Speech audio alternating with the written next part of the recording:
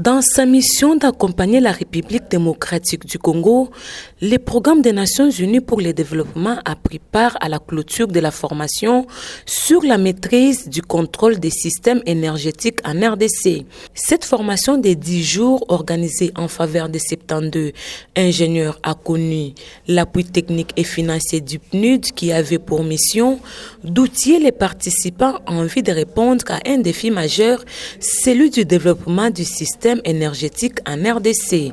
Le représentant du PNUD en RDC a félicité les participants pour leur disponibilité et les inviter à mettre à profit les connaissances acquises. Je voudrais donc saluer cette initiative qui apporte un début de réponse à un des défis majeurs de développement du secteur de l'énergie en RDC. Elle permet de renforcer les capacités du ministère en vue de répondre aux besoins croissants d'expertise pour accompagner le développement du secteur de l'énergie des grands chantiers annoncés dans le cadre du Compact Énergie. Les participants ont remercié les organisateurs pour cette formation qui a apporté un plus dans l'exercice de leur métier. Cette formation a permis aux ingénieurs de se perfectionner dans plusieurs aspects essentiels, notamment la compréhension et l'application des normes en matière de contrôle des systèmes énergétiques en RDC, afin d'améliorer la qualité des services et garantir la conformité aux standards internationaux.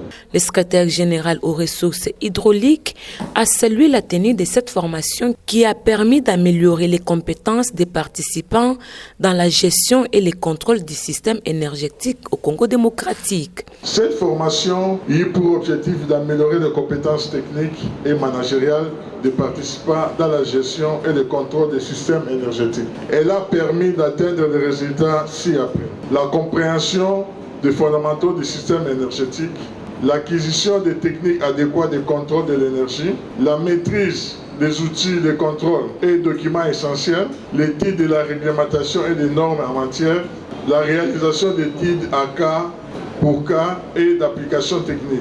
La remise des brevets aux 72 lauréats a sanctionné la fin de cette formation.